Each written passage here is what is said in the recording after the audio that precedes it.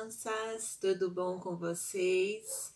Mais uma vez a professora está aqui para dar nossa introdução dessa nossa próxima aula, tá? Que será de história e nós vamos fazer a leitura, realizar a leitura que não deu para a gente fazer na nossa sala e vamos realizar a leitura. A professora vai fazer junto com vocês, né? Porque eu gostaria que vocês realizassem junto comigo, que está na página 111. Então, nós vamos ler 111, 112 e 113. Então, após a leitura, a professora vai fazer um breve resumo de tudo que foi lido e depois vai direcionar as atividades para vocês, tá bom? A professora está morrendo de saudade. Esse momentinho bem curtinho, momentinho de eu mandar um beijinho para vocês. E eu tenho certeza que vocês estão recebendo o meu beijinho aí com muito carinho. Até mais! Olá, pessoal, voltamos aqui agora para a nossa aula de história, tá? Eu acredito que vocês fizeram a atividade que a professora deixou, né? Agora, nós vamos dar continuidade na página 111, ok? A professora vai ler o texto, tá? Que nós temos na página 111, 112 e 113 e depois vai fazer um breve resumo de tudo que nós falamos, beleza? Então, é importante você prestar bastante atenção, porque depois lá na frente tem algumas questões para responder. O mundo no século XV, um panorama sobre os outros povos e outras culturas. No século XV havia povos que, embora vivendo na mesma época, tinham diferentes maneiras de viver, em cada lugar, de acordo com as características da região e com as necessidades e os interesses dos povos que ali habitavam. Construíram-se uma história em um modo próprio de vida. Entre os diversos povos que estão desenhados no mapa mundi a seguir, não há superiores ou inferiores, melhores ou piores, são apenas diferentes entre si, tá? Que nós iremos falar sobre essas diferenças. E é importante você notar essas diferenças de cada um deles. Leia os textos e observe o mapa a seguir. Eles mostram como eram e onde viviam alguns povos que foram importantes para a história dos brasileiros. Então, aqui, pessoal, nós vamos ler alguns povos do mundo no século XV, que fizeram parte da história dos brasileiros e são muito importantes vocês saber e conhecer essa história. Então, eu vou fazer a leitura, vocês prestem bem atenção. Alguns povos do mundo no século XV. A Europa. Vamos falar da Europa. No século XV, o continente europeu, já formado por diversos países como Portugal, Espanha, Inglaterra e França, essas nações se organizavam de forma semelhante, eram governadas por reis. É importante vocês grifarem isso, tá bom? Suas sociedades eram formadas por nobres, militares, comerciantes, religiosos, camponeses, entre outros. Também é importante grifar isso. Os povos da Europa conheciam a escrita. Eles conheciam, tá, pessoal? Importante. E por meio dela registravam sua história. Os europeus eram monoteístas, ou seja, eles acreditavam na existência de um único Deus. E grande parte da população europeia desse período era composta de cristãos. O território onde atualmente está situado o Brasil. Então, vamos lá. No século XV, muitos e diferentes grupos de indígenas compunham a população do território que hoje reconhecemos como nosso país. Cada um tinha maneiras próprias de se organizar e de manifestar sua língua e cultura. É importante isso grifar, tá bom? Existiam grupos nômades e sedentários, também importante. Na maioria das tribos, havia um chefe político e um espiritual, aos quais todos deviam obediência e respeito. os nativos desse imenso território não desenvolveram a escrita. Então, aqui é diferente, tá? Os nativos desse imenso território não desenvolveram a escrita e deixaram por meio da pintura e da cerâmica os vestígios de sua cultura, igual nós estudamos nas aulas passadas. Esses povos eram diferentes dos europeus, eles eram politeístas, ou seja, eles acreditavam na existência de diversos deuses, frequentemente relacionados à natureza. Continuando, agora vamos falar do Oriente. O Oriente.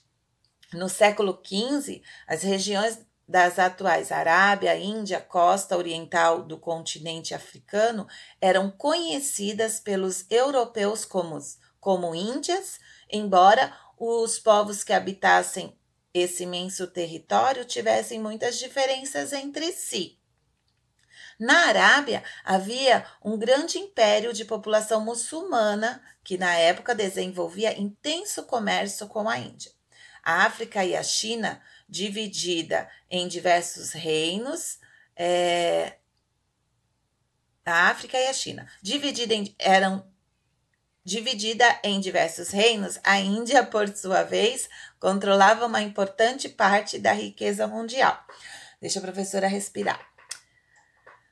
Continuando, na região litorânea, próxima ao continente africano, havia um movimentado comércio entre europeus e muçulmanos.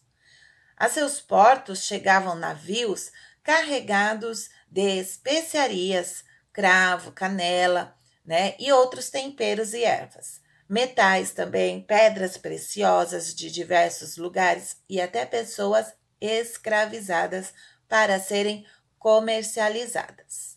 Ok? Continuando. A China também era um grande império e sua capital era a cidade de Pequim.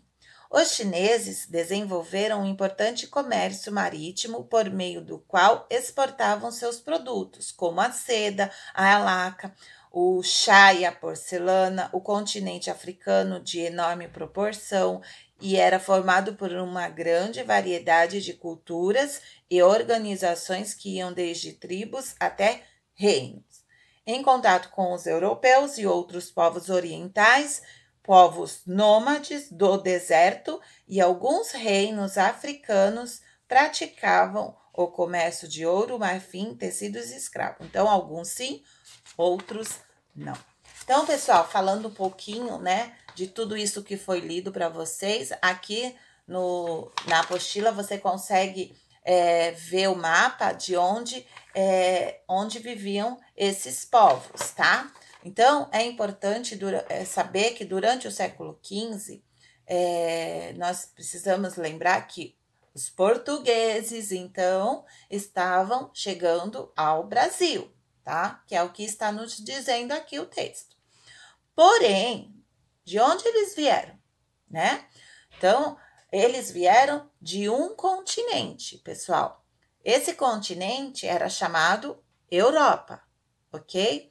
Então, vale lembrar também, já que nós estamos falando disso, que Europa quer dizer o quê? Europa, ele é um continente, ou seja, uma localização onde a gente tem vários países, tá?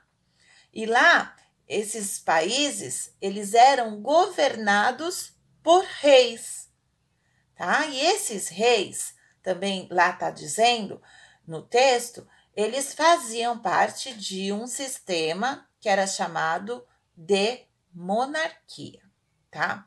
Então, gente, a monarquia, o que acontece? A monarquia, ela detém o poder ao rei, tá? Então, é o rei, é como se fosse o presidente. Aqui no Brasil é o presidente. Lá, nessa época, lá na Europa, era chamado sistema de monarquia. Então, o poder era todo voltado para o rei, ok?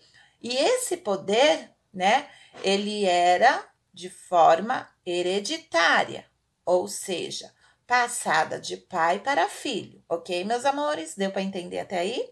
Então, quando o rei morria, o seu trono ele era passado para o seu filho. Então, era sempre passado de pai para filho. Isso quer dizer que é uma forma hereditária, ok? A religião da Europa, naquele período, era o catolicismo, tá? Ou seja, quem tinha o poder era a Igreja Católica, tá? Os europeus, lá também fala no texto, eles eram monoteístas, tá? Ou seja, tá? No texto mesmo já diz o que quer dizer monoteísta. Eles acreditavam em apenas um Deus, ok? Ao contrário de outros que nós vamos ler lá, vamos falar lá na frente, tá? Por acaso, se a gente tivesse falado, por exemplo, politeísmo, o politeísmo é diferente do monoteísta. Por quê? Quando a gente fala de politeísmo, quer dizer que nós estamos falando de vários deuses, tá? Politeísmo quer dizer vários deuses. Um exemplo disso é a mitologia grega que nós estamos aprendendo lá na língua portuguesa, tá? Onde lá existe diversos deuses, tá? Por exemplo, o Zeus, o Hades, o deus Hades, né? O Atenas e vários outros deuses também que tem na mitologia grega, tá? Só que aqui no território brasileiro existiam os índios, tá? Aqueles índios que também nós falamos, sabe, lá na nossa aula anterior, nós havíamos falado sobre os Tupi-Guarani, não foi? Então, os índios daqui, eles caçavam, eles coletavam, eles pescavam. O que mais que eles faziam, pessoal? E eles plantavam também, né? Diferente dos europeus, né? Quando se fala de religião, diferente dos europeus, os índios, eles eram politeístas, tá? Eles acreditavam em vários deuses e era tudo relacionado à natureza, ok? Tá bom? Então, pessoal, algo muito importante também na história dos índios, que é legal a gente estar falando, já que nós tocamos nesse assunto, era a oralidade. Mas o que é isso, professora? As histórias contadas de pai para filho. Eu não sei se lá na sua casa, às vezes, tem umas histórias que os pais trazem que meus avós falavam isso, meus avós faziam isso, aconteceu isso com minha bisavó. Então, existia essa oralidade entre eles, que eram as histórias contadas de pai para filho. Nesses exemplos, assim, nós temos várias lendas, tá? Então, eles acreditam em várias lendas, alguns sim, outros não, porque lendas nós sabemos que são mitos. Então, alguns acreditavam nessas lendas, que são essas histórias que são contadas de pai para filho, outros não acreditavam, tá? Então, pessoal, lá no Oriente, nós temos, lá onde nós temos, por exemplo, os países como Japão, Índia, China, tá? Nós tínhamos um povo muito ativo, que fala aqui no texto, tá? Em relação ao comércio, tá? Tanto que os portugueses que saíram da Europa, os espanhóis, os ingleses, eles saíam, tá? E atravessavam, vocês podem ver depois lá no mapa, eles atravessavam todo mundo para poder fazer, sabe o quê? Vocês sabem o que eles faziam? Eles atravessavam todo mundo para poder comprar especiarias. Ó, o que é especiaria? Lembra que fala lá? São os condimentos, tá? Esses aí que a professora tá mostrando, tá? As especiarias das chamadas Índias Orientais.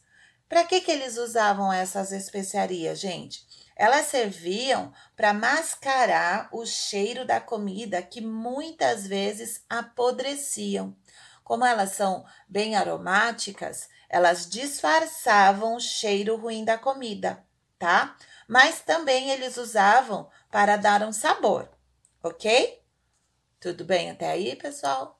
Respira fundo, né? Então, além disso, no Oriente vendia-se muito marfim. Lá também aqui no texto está dizendo que vendia muito marfim. Ah, e o que é isso, professor? O que é marfim que eles falam? Marfim é aquela espécie de dente grandão que o elefante tem. Não sei se vocês já viram, tá?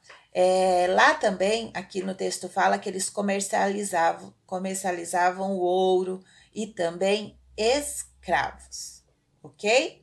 Outra que era muito vendido por lá era o chá e a porcelana, tá? É o que fala aqui no finalzinho do texto, ok, pessoal? Então, esse é um resumão de tudo que a gente falou. E agora, na próxima página, nós temos trocar a ideia. Você já ouviu falar de algum ou alguns povos representados no mapa? O que você sabe sobre eles? Conta para mim. Vocês já ouviram falar de algum desses povos que a professora falou agora? A que conclusões você consegue chegar ao verificar que há tantos povos vivendo de formas diferentes em um mesmo tempo cronológico, hein? O que você pode tirar? Que conclusão você consegue chegar, tá? Então, pessoal, aqui, ó, atividade 3, nós temos aqui. Procure nos textos, naquele texto que nós vimos que estava lá entre o mapa mundi, as características dos povos apresentados. Em seguida, anote as informações. Então, tudo que está aqui, a professora falou, ok? Tudo. Então, por exemplo, vamos ver se vocês lembram. Qual era a organização da sociedade do governo? A professora falou e tá lá. Até pedi para vocês grifarem que eram governados por reis. Eles tinham uma sociedade formada por nobres, militares, comerciantes, religiosos, camponeses, entre outros. Beleza? Então, vocês vão anotar. B. Eles eram nômades ou sedentários? Não esqueçam.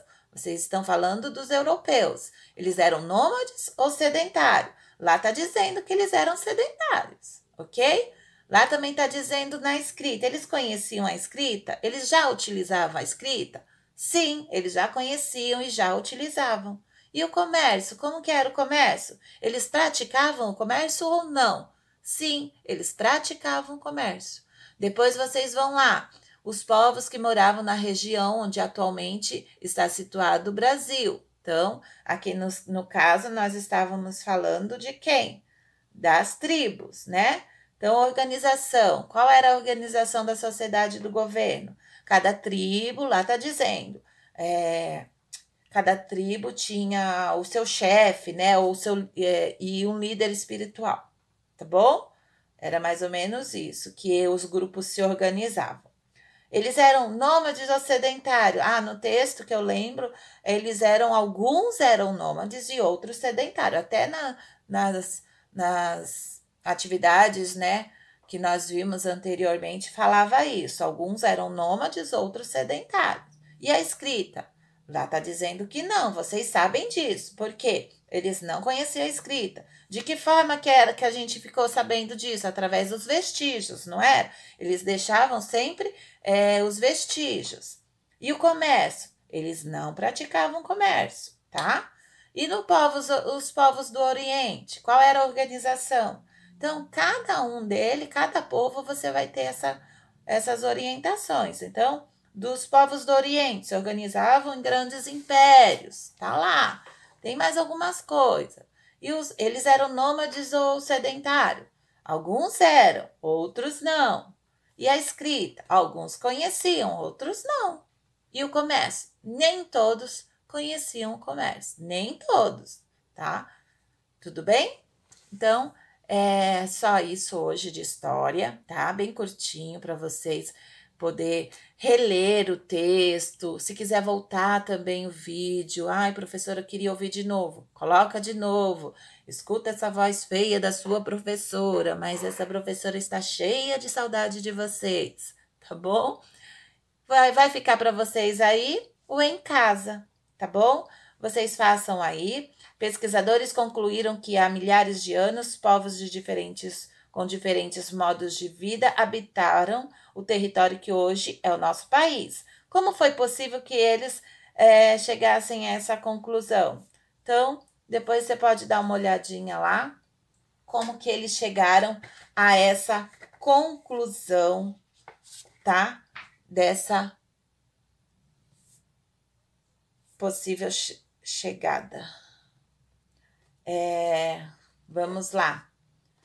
Vocês vão responder no caderno de história, tá bom? Então, aqui na número 1, por exemplo, os pesquisadores puderam concluir o quê? Tá? Como que eles concluíram esses diferentes modos de vida desse território onde habitavam essas pessoas, esses povos? Hein? Nós estudamos lá. Nós estudamos o que eles encontraram, em que lugar onde nós encontramos esses vestígios hoje? Onde? Lá nos sítios, lembra? Né? Por meio dos vestígios encontrados pelos pesquisadores lá nos sítios arqueológicos, tá bom? Número 2, observe esses artefatos encontrados em sítios arqueológicos e aponte hipóteses de utilização criadas pelos pesquisadores. Facinho essa atividade, vocês vão relacionar aí. 3, ligue cada objeto aos grupos que vieram em diferentes regiões do Brasil na pré-história. E, por final, tem o 4 e o 5, que também é bem facinho, tá? As imagens abaixo representam elementos que podem ser identificados como pertencentes a algumas das sociedades, localizadas em diferentes partes do mundo, que viviam entre os séculos XV e XVI. Ligue cada uma delas ao seu provável lugar de origem. Facinho, gente. Você volta no texto se você quiser saber direitinho o que tinha, o que eles faziam, o que eles usavam. Olha só, é bem legal fazer essa atividade. Número 5, você só vai assinalar a alternativa que contém a informação correta a respeito do século XV. Então, é só isso. Por hoje é só, tá? Fiquem com Deus. Um beijo no coração.